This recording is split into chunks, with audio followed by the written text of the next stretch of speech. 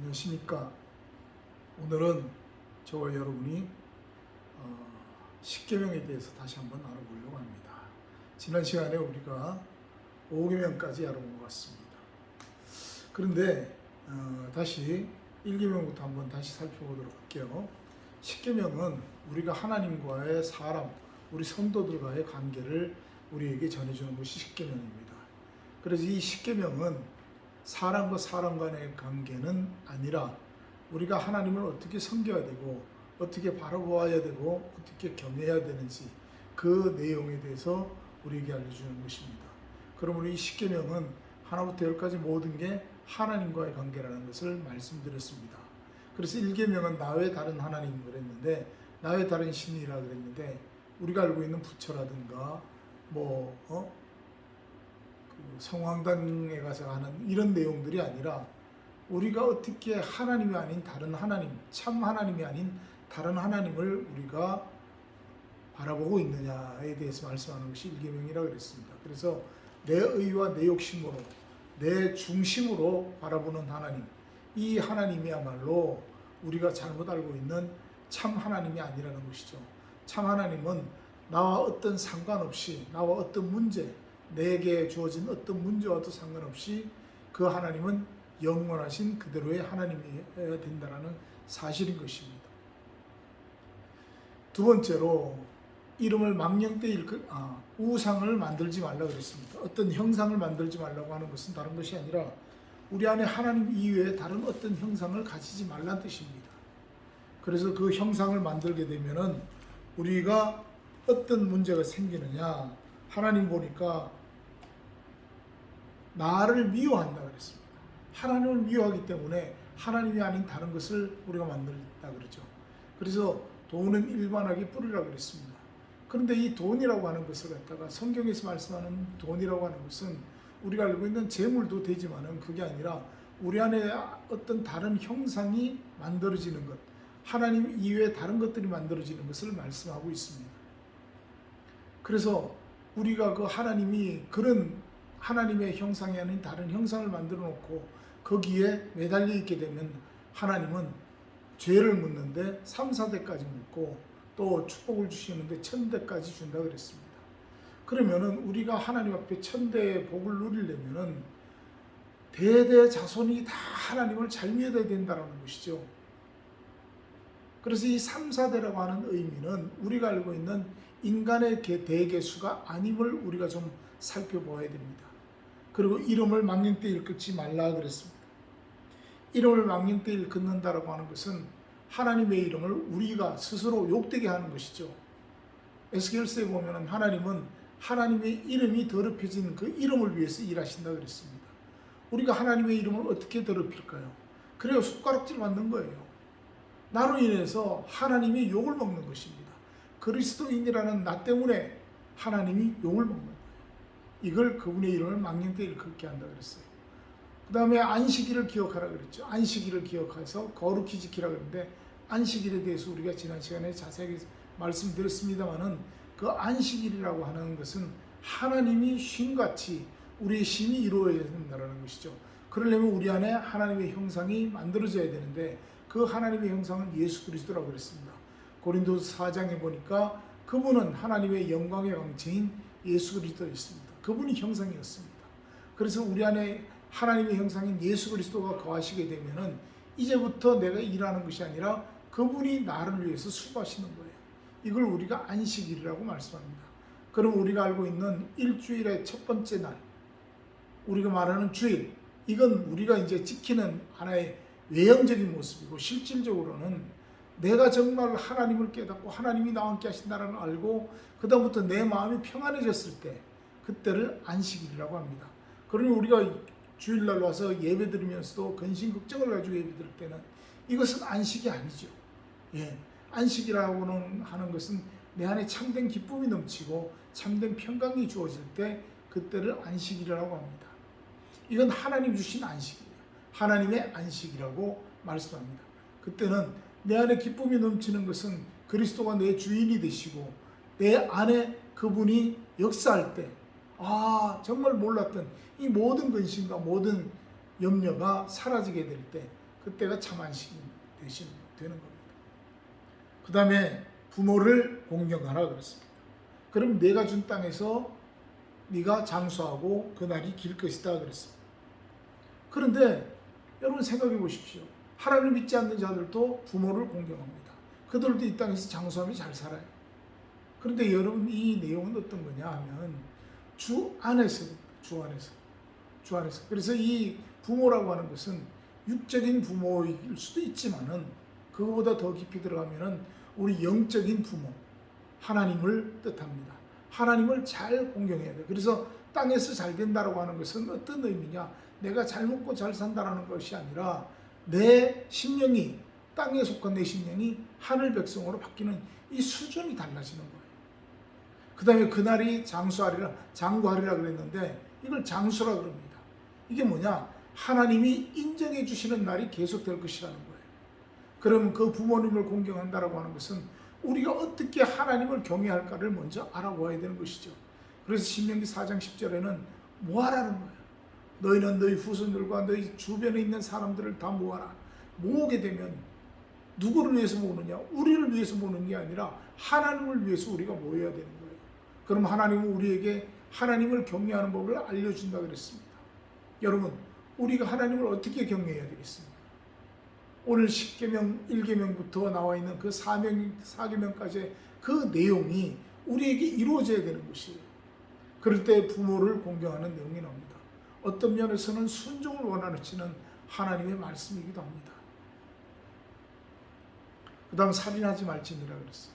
여러분, 살인한다라고 하는 것이 때로는 사람을 찔러 죽이고 하는 이런 밖으로의 살인도 해당이 됩니다. 그런데 우리가 그게 아니라 우리 안에 하나님이 거하지 못하도록, 하나님 말씀이 존재하지 못하도록 내가 자꾸 하나님의 내용을 없애는 거예요. 하나님은 죽지 않습니다. 그러나 이 살인이라고 하는 것은 어떤 의미냐? 저와 여러분이 내 안에 하나님이 거하시지 않고 그리스도가 거하지 않음으로 인해서 우리가 전하는 말이 저들의 듣는 그 상대방들의 마음을 갖다 상하게 합니다. 또는 그들이 하나님을 거부하게 만들어요. 하나님을 믿지 못하도록 만들어주는 이 내용이 살인입니다. 왜요? 그들은 하나님을 만나지 못하기 때문에 영혼이 죽어가는 거예요. 피폐해집니다. 여러분, 많은 이단들이 이걸 이용합니다. 그리고 우리가 하나님의 일을 한다고 하면서도 우리가 하나님의 내용을 어떻게 전하느냐에 따라서 저들이 하나님을 만나고 못 만나게 되는 거죠. 창세기에 보니까 하나님은 두루 도는 화영검과 그룹들을 통해서 생명나무에 이르는 길을 지키게 했다 그랬습니다. 여러분, 그렇다면 그룹이라고 하는 내용과 이 두루 도는 화영검의 내용으로 생명나무에 이를 수도 있고 그들로 인해서 못 이루게 된다는 사실인 것이죠. 이걸 우리가 좀 생각해 보아야 됩니다.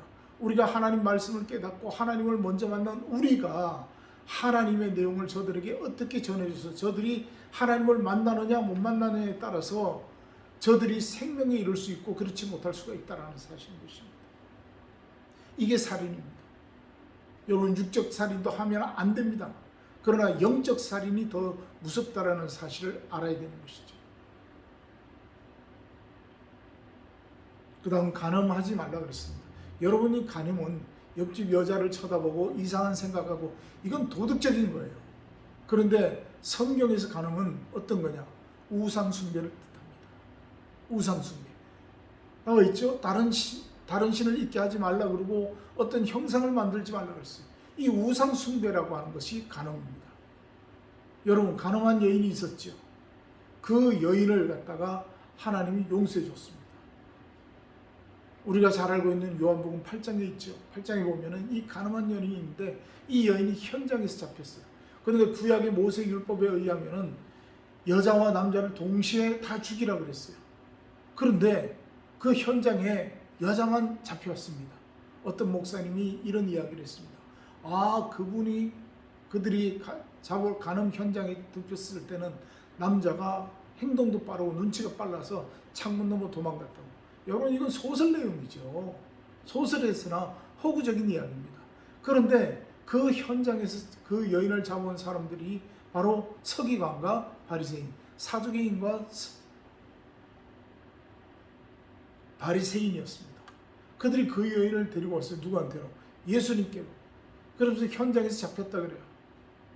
여러분, 이 의미를 좀 생각해 보시기 바랍니다. 성경에서 남편이라고 하는 것은, 남편이라고 하는 사람들은 씨를 줄 수 있는 자들이죠. 그러니까 하나님 말씀을 전할 수 있는 자. 우리가 말이 씨가 된다 그러잖아요. 그러니까 이 말을, 하나님 말씀을 전하느냐, 사람의 말씀을 전하느냐. 그럼 이 가늠의 현장에서 잡힌 여인은 어떤 여인이었느냐? 바로 사도행전과 바리새인들의 이야기를 듣고 자기네들이 전해주는 그 이야기를 듣고 말을 듣고 하나님을 믿는다 해왔던 그 여인이었습니다. 그런데 이 여인이 언제부턴가 예수 그리스도의 말씀을 쫓아다니기 시작하는 거예요. 그러니까 현장에서 간음하다 잡혔다 그러는 거예요. 여러분, 우상 숭배라고 하는 내용이 간음이라는 사실을 기억하시기 바랍니다. 간음하지 말라고 하는 것은 우상 숭배하지 말라는 거예요. 도적질하지 말라 그랬습니다. 이 도적질은 물론 사회에서도 안 되죠. 육적으로도 안 됩니다. 그런데 영적으로는 다른 것이 아닙니다. 뭐냐? 바로 이제 하나님의 것을 탐내는 거예요. 하나님의 것을 훔쳐가는 것입니다. 하나님의 것을 어떻게 훔쳐갑니까? 그들의 마음과 그들의 생각을 갖다가 우리가 훔쳐오는 거예요. 어떻게 훔쳐요? 그래요. 하나님을 섬기게 하는 것이 아니라 바로 다른 어떤 대상들을 섬기게 하는 거예요. 이렇게 말씀 전하는 어떤 종교 지도자들을 갖다가 추종하게 만든다든가, 또는 하나님이 아닌 어떤 이단이 자기가 바로 예수 그리스도에 대해서 하는 이런 행위들, 이것들이 바로 도적질하는 것입니다. 사람의 심령과 생각을 훔쳐가는 것을 이야기합니다. 이건 하나님 거잖아요. 하나님의 것을 훔쳐가는, 하나님의 그리스도의 신부될 사람들을 훔쳐갑니다. 그래서 그 다음에 내 이웃에 대하여 거짓 증거하지 말라 그래요. 이건 똑같은 거예요. 하나님과 그리스도에 대해서 올바로 전해주지 않고 자기 생각과 자기 욕심대로 또는 육적인 것으로 전할 때를 이야기합니다. 이건 거짓 증거예요. 예수 그리스도를 믿어서 복받기 바랍니다. 그 복이 뭔지에 대해서 알려주지 않습니다. 예수 그리스도를 믿고 잘 살기 바랍니다. 어떤 삶을 살아야 되는지, 하나님을 믿어서 복받기 바랍니다 하고 하나님에 대해서 이야기를 하는데, 하나님은 어떤 하나님이신지에 대해서 우리가 안 알려졌죠. 그리고 배우려고 하지도 않았잖아요. 그러다 보니까 로마서 10장 2절부터 4절에는 2절과 3절에는 이렇게 말씀하고 계십니다. 너희가 하나님에 대해서 열심은 있는데 하나님을 알려고, 하나님에 대한 지식을 알려고 하는 것이 아니라 너희 의를 관철시키려고 너희가 열심을 내지 않았느냐, 이렇게 물어보고 있습니다. 여러분, 우리가 좀 생각해 볼 필요가 있는 것이죠. 하나님의 것을 도적질한다? 저는 도적질한 적이 없습니다. 그런데 아니에요. 어떤 순간에 이런 이야기하는 것을 들었습니다. 성도들이 하나님을 두려워하는 게 아니라 목사님을 두려워하고 있더라고요. 말씀을 전하는 주의 종들을 두려워하는 거예요. 그리고 그렇게 가르쳤죠. 주의 종들에게 대들면 어떻게 된다고요? 하나님 치신다. 성경에 어디 나와 있습니까? 그랬더니 민수기에 대해서 이야기합니다. 민수기 20장에 보면은 미리암이 모세에게 대들었다가 문둥병 걸렸다. 그러니 주의 종들에게 대들면 이렇게 된다. 여러분, 중요한 것은 그게 아니라 모세에게 대드는 미리암이 하나님의 뜻을 몰랐기 때문이에요. 그러니 그가 문둥병 걸릴 수밖에 없어요. 그렇다고 주의 종들을 무시하라는 뜻은 아닙니다. 똑같아요. 똑같은 입장이지만 주의 종들은 올바른 걸 전해줘야죠. 어떤 것을? 하나님에 대해서 올바로 전해주고, 그래서 하나님만을 경외할 수 있도록 만들어줘야 되는 거죠. 주의 종은 가려져도 되잖아요. 주의 종은 없어져도 되잖아요. 왜요? 주인이 따로 있기 때문에. 종은 주인을 자랑해야죠. 우리가 참 신실한 종이라고 해서 엘리에셀이라고 하는 아브라함의 종에 대해서 이야기를 합니다. 그는 보세요. 하란에 가서도 어디 가서도 자랑할 때 누구 얘기를 해요? 우리 주인 아브라함의 하나님 그러지 내가 알고 있는 그런 이야기를 안 합니다. 아브라함이라고는 우리 주인 아브라함에 대해서 자꾸 이야기를 하죠. 이게 종의 참된 모습이잖아요.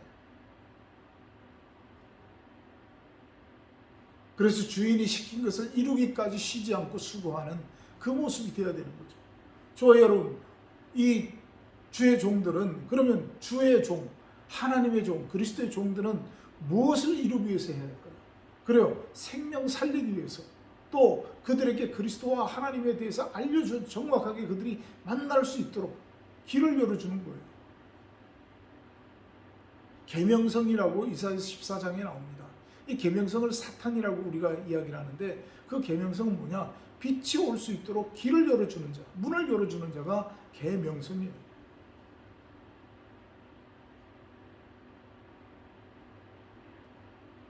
그래서 이웃에 대해서 거짓 증거하지 말라 그래요.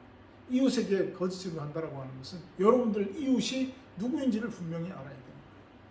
예, 옆에 있는 사람도 이웃입니다. 그들에게 예수 그리스도를 잘 전하지 못하는 것도 되지만은 여러분의 이웃은 누구예요? 저의 이웃은 예수 그리스도예요. 왜? 보니까 그 예루살렘을 떠나가지고 여리고로 가다가 강도받는 자들에게 이웃이 누구니까 자비를 베푸는 자라고 그랬어요. 그 강도받는 자의 이웃이 누구냐? 자비를 베푼 자. 자비는 누가 베풀어요? 하나님이 베푸시죠. 그리스도께서 베푸십니다. 그분이 우리 이웃이에요. 우리가 여지껏 강도 만났잖아요.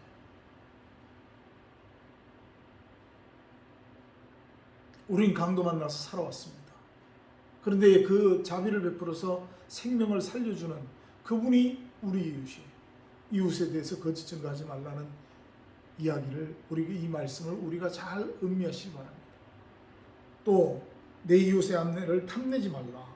이웃의 집에 밭이나 거수의 남종이나 여종의 모든 것을 탐내지 말라 그랬어요. 이웃의 아내를 탐내지 말라 그래요. 그리스도의 신도들 똑같죠? 도적질하지 말라는 내용과 같은 내용입니다.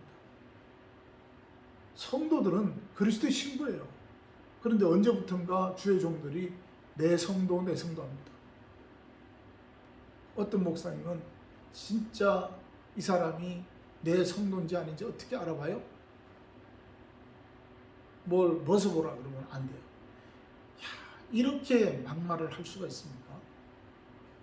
물론 우스갯소리를 한다 그러지만 하나님 말씀을 전할 때는 우스갯소리가 아니죠. 참된 진리만을 전해야죠. 하나님 말씀을 들고 서서 하나님을 나타낼 때 그 시간이 얼마나 귀중한 시간인데 우리가 농담을 하겠습니까? 우스갯소리를 하겠습니까? 10계명은 1계명부터 10번째까지가 다 하나님을 전하고 하나님을 알려주기 위한 하나님의 법도였습니다. 사람과의 사람관계가 없다라는 것이죠. 여러분 이걸 잘 아시기 바랍니다. 자, 그래서 마태복음 5장은 바로 이 말씀을 하죠. 계명에 대해서, 옛 계명과 새 계명에 대해서 말씀합니다.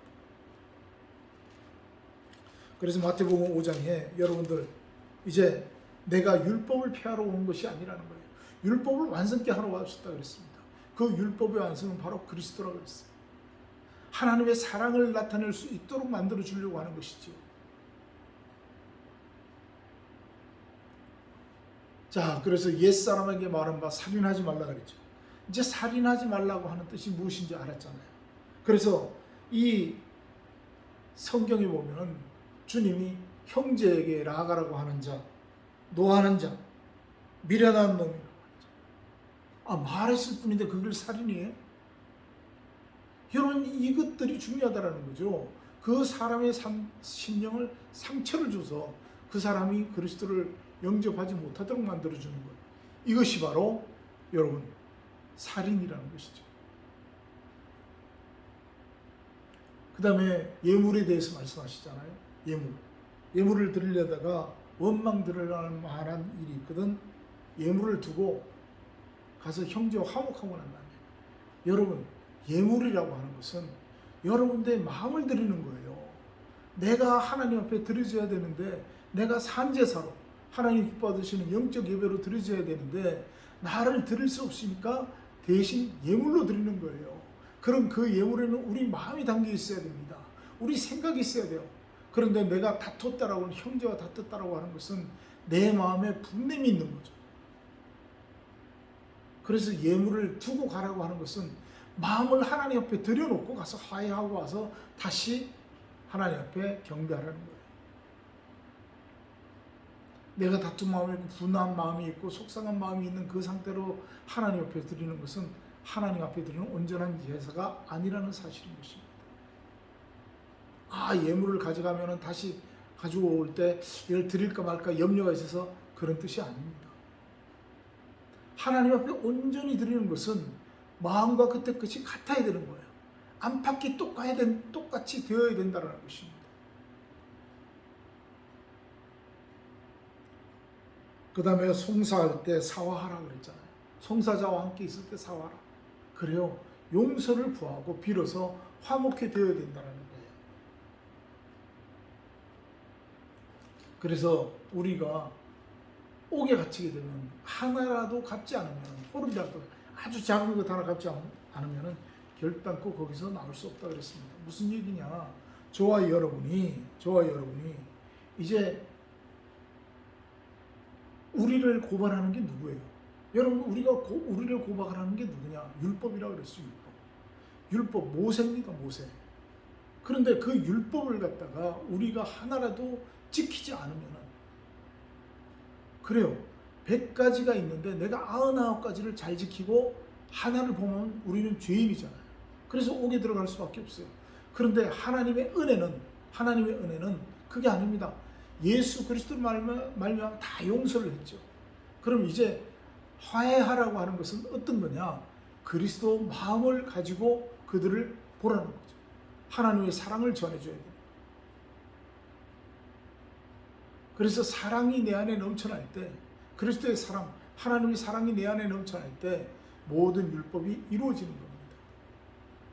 그래서 우리가 옥에서 벗어난다는 거예요. 사망에서 벗어날 수 있다는 것이죠. 그 다음 간음하지 말라고 그랬습니다. 아까 말씀드렸죠? 그래서 마음으로 품는 것부터, 여자를 보고 음욕을 품는 자마다 마음에 이미 간음했다 그랬어요. 욕심이 생깁니다. 누굴 보고? 여자를 보고. 이 여자라고 하는 건 그리스도의 신부들이잖아요. 성도들이잖아요. 하나님의 백성들이잖아요. 어떻게 욕심을 부릴 수가 있습니까? 그래요. 하나님의 백성들을 하나님 앞에 돌려놓는 것이 아니라 내가 취하려고 한다는 거죠. 내 말을 듣게 만드는 거예요. 아닙니다. 그래서 오른 눈이 너로 실족게 하거든 빼어버리라. 백제 중에 하나. 오른쪽 눈은 받아들이는 거예요. 그런데 어떻게 받아들이느냐? 내 욕심과 내 마음으로 받아들이는 거예요. 그래서 사람의 계명으로 내가 받아들이게 되면 차라리 그걸 받아들이지 말라는 거죠.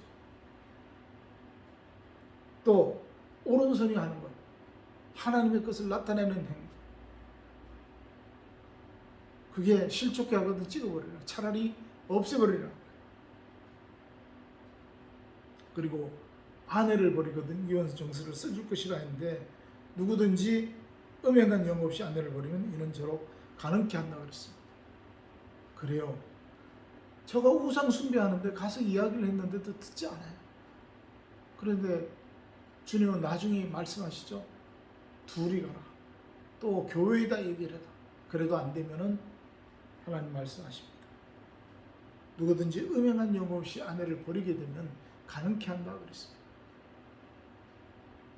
또 누구든지 아내를 버린 그 사람에게 장가드는 자도 가능한다 그랬어요.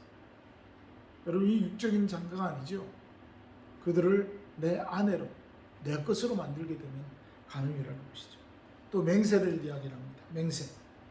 그래서 여러분, 옛사람과 새사람에는 어떤 차이가 있느냐? 우리 마음에서 일어나느냐 아니냐 차이예요. 우리 마음과 생각 속에서 일어나는 일들을 하나님은 새사람들에게 말씀합니다. 옛사람들은 그걸 밖으로 나타나 표현돼서 드러나는 일에 대해서만 관심이 있지만 그게 아니에요. 그래서 맹세하지 말라. 하늘로도 말고 땅으로도 말라. 예루살렘 성으로도 말라 그랬어요. 너희는 머리를 하나도 희게 할 수 없다 그랬어요. 너희는 다만 옳다 옳다 아니다 아니다 하라. 그에서 지나는 것은 바로 악으로 쫓아난다 그랬어요. 옳다 옳다 아니다 아니다. 하나님 앞에 순종이든지 불순종 둘 중에 하나밖에 없다라는 거예요. 하나님 말씀이 맞습니다. 또는 전해주는 것이 그것이 잘못됐다라고 생각하면은 그게 잘못됐습니다라고 이야기를 할 수 있어야 된다. 중간이 없다라는 겁니다. 하나님의 말씀. 이렇게 해도 되고 저렇게 해도 되고가 아니라 이렇게 해야 된다. 그게 잘못이면 잘못이다 하고 돌아서라는 거예요. 둘 중에 하나입니다. 누구에게? 세 사람들에게 말씀합니다. 또 눈으로는 이제 원수 갚는 것에 대했습니다. 오른뺨 치는 자 왼뺨도 돌려대라 그랬어요. 여러분 오른뺨을 치거든 왼뺨도 돌려대라 그래요. 그래서 그리스도인들은 무조건 참아야 된다. 무조건 용서해야 된다. 무조건 당해야 된다. 이런 말씀을 드리려고 하는 것이 아닙니다. 오른뺨과 왼뺨의 차이를 여러분들이 잘 알아야 됩니다. 오른손이라고 하는 이 오른손 하는 일을 왼손이 모르게 하라고 하는 것은 어떤 의미를 가지고 있느냐. 신부로서 그리스도의 신부로서 행하려고 하는 그 일을 갖다가 네 욕심으로 나타내려고 하지 말라는 그런 뜻입니다. 그럼 마찬가지죠. 오른뺨을 치려는 자 왼뺨도 돌려대라고 하는 것은 그리스도의 신부로서의 영광을 나타내려는데 그걸 가로막으려고 하는 자들에게는 너희 안에 있는 남자 속성인 그리스도의 내용으로 대적하라는 거예요.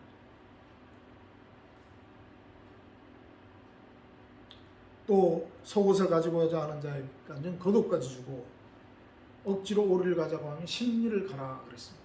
자, 겉옷 달라는 자 속옷까지 주라고 하는 것은 네에 있는 것을 다 주라는 그런 말씀이기도 하지만은 그보다도 겉옷이라고 하는 것은 옛 언약을 얘기합니다. 옛 언약에 관심이 많으면은 새 언약까지 속옷에 있는 하나님의 그 말씀의 뜻까지 잘 알려주라는 뜻입니다. 옷이라고 하는 것은 말씀을 뜻합니다. 그 다음에 오리를 가자 하면 심리. 그래요. 반만이 아니라 완전하게 이루어질 때까지 같이 행해주라는 뜻을 말씀합니다. 그래서 구하는 자에게 주며 내게 꾸고자 하는 자에게는 거절하지 말라. 하나님 말씀에 갈급해서 오는 자들에게 너는 그들을 갖다 외면하지 말라는 것이죠. 그래서 이웃을 사랑하고 원수를 미워하랬다는 것을 들었으나 나는 원수를 사랑하며 너희를 핍박하는 자들을 위해서 기도하라고 이렇게 말씀합니다. 왜요? 하나님께서 하늘에 계신 너희 아버지 하나님께서도 악인과 선인에게 똑같이 비를 준다는 거예요. 동등한 조건으로 대해주라는 것입니다. 그리스도의 마음으로 하나님의 사랑의 마음으로 선인과 악인을 같이 대해요. 여러분 이게 세 사람의 기준입니다. 보라 새 것이 되었도다 그랬어요. 옛 것은 지나갔습니다. 이제 새 것이 되었어요. 어떻게 해요? 새 것의 조건이 있어요. 고린도후서 우리가 5장 17절을 잘 알죠. 보라 새 것이 되었다. 이전 것은 지나갔습니다. 그런데 이전 것이 뭐였느냐? 고린도후서 5장 16절에 나와 있습니다. 내가 사람을 알기를 갖다가 겉으로 알았어요. 그리고 그렇게 됐습니다. 그래서 지위가 높든가 옷을 잘 입으면 그 사람을 존중했고 하나님 알기도 그렇게 알려고 했다라는 것이죠. 누구 기준으로? 내 기준으로. 그러나 나는 이제 그걸 버렸다 그랬습니다. 그래서 새 사람이라고 그래요. 어떤 기준으로? 내가 미워하던 그 사람 속에도 또 내가 함부로 대했던 그 사람 속에도 하나님은 나와 같은 하나님의 형상이 새겨질 수 있도록 만들어 놨습니다. 그런데 그들은 그것을 발견하지 못하고 찾아볼 생각을 안 했을 뿐이에요. 우리는 감사하게도 하나님께서 은혜를 줘서 하나님이 우리 안에 주인으로 하나님의 형상이 우리 안에 나타날 수 있도록 기회를 줬을 뿐입니다. 저와 여러분은 이제 그것을 조금이라도 발견하고 그 빛을 보았기 때문에 우리는 그 빛을 갖다가 자랑할 수 있어야 된다는 사실인 것이죠. 이게 바로 하나님이 우리를 갖다가 온전하게 만들어 가시는 방법이에요. 원수를 미워하고 핍박하는 자를 갖다가 욕하지 말고 기도하고 원수도 사랑하라고 하는 말씀은 바로 이것입니다. 그래서 우리를 사랑하는 자를 사랑하면 무슨 소용이 있냐는 것이죠. 형제만 사랑하면 무슨 뜻이 있느냐는 것이죠. 나를 미워하는 자, 나를 싫어하는 자도 원수도 사랑할 수 있는 하나님의 마음을 품어야 온전한 자라는 뜻입니다. 그래야 하나님의 아들이라고 우리가 일컬음을 받을 수가 있습니다. 오늘 이 마태복음 5장을 우리가 간략하게 보았습니다. 자세한 내용들은 나중에 다시 한번 볼 기회가 있을 것입니다. 그런데 이 5장에는 하나님이 우리에게 계명을 어떻게 지켜야 될 거고 하나님의 말씀이 어떻다라는 걸 알려줬어요. 이제 6장은 마태복음 6장은 이걸 가지고 우리가 어떻게 종교 생활을 하느냐에 대해서 말씀을 하고 있습니다. 그래서 기도와 구제와 금식에 대해서 이 종교 행위에 대해서 우리에게 알려주시는 내용이 6장에 있습니다. 5장을 우리가 좀 부족하지만은 잘 생각해 보아야 되는 것이 뭐냐? 계명이 뭐냐는 것이 어떤 계명? 마음으로 지킬 것이냐? 아니면 겉으로 행위로만 할 것이냐? 행위로만 하는 것이 아닙니다. 하나님은 우리 중심을 보시는 하나님이라 그랬어요. 우리 안에 그리스도가 있어서 그분의 사랑을 나타낼 수 있는 그런 것을 주신 것이 바로 계명입니다. 그것을 깨달으라고 주신 것이 계명이라는 거예요. 그래서 옛사람에게 말한다. 그러면 옛사람들에게는 이렇게 얘기를 했지만 나는 너희에게 이르노니 이렇게 말씀하실 때는 나는 새 사람이니까 너희는 새 사람이 되라고 이렇게 말씀하시는 것입니다. 하나님의 말씀이 어디 있습니까? 우리 신비 가운데 새겨졌죠. 이제 예레미야 31장에 보니까 너희에게 준 언약을 너희가 파기했다 그랬어요. 두 돌판 깨뜨리고 말씀을 줬는데 말씀을 내가 볼 때만 하나님의 백성입니다. 말씀을 들을 때만 하나님의 백성이고 나가 생활할 때는 세상 백성과 똑같다 그러면은 하나님은 우리를 갖다가 옛사람으로 보신다라는 거예요. 그러나 새 사람은 하나님의 말씀이 우리의 생각과 마음속에 기록되어져서 그것이 새 언약이에요. 그렇게 되어야만이 하나님은 우리의 죄를 간과하신다 그랬습니다. 다시는 기억지 않겠다 그랬어요. 저와 여러분 안에 하나님의 형상이 새겨지길 바랍니다. 이 말씀은 우리에게 하나님의 형상이 새겨질 수 있도록 길을 열어주는 거예요. 그 길을 보여주는 것이 이 말씀입니다. 성경입니다. 마태복음 5장에는 여러 가지 너희들이 알고 있던 율법의 내용은 그런 것이 아니라 이런 것이다 라는 너희가 밖으로 행위적으로만 지키려고 하고 밖에 사람들의 관계에서 알려고 하는 것이 아니라 하나님과 우리 사이의 관계를 알게 하시려고 하는 것이 계명이라는 것을 갖다가 우리에게 알려주시고자 말씀했습니다. 그래서 그 계명은 우리 안에 예수 그리스도 하나님의 사랑이 온전하게 이루어졌을 때 그때 하나님은 우리를 온전하다고 이르신 거예요. 내가 온전하니 너희도 온전하라고 하는 것은 예수 그리스도 그분의 마음을 닮아서 그분의 마음으로 살아가는 자가 되라는 뜻입니다. 하나님은 사랑이라고 그랬습니다. 저와 여러분 안에 하나님의 사랑이 충만하게 넘쳐나서 이제 우리의 모든 모습이 행위고 외식적이 아니라 참된 모습으로 하나님 앞에 드려지는 모습이 되고 또 나가서 이웃들에게도 그 모습으로 비춰질 수 있는 참된 그리스도인이 되시기를 주님의 이름으로 축원합니다. 감사합니다. 다음에는 6장을 가지고 공부하도록 하겠습니다. 감사합니다.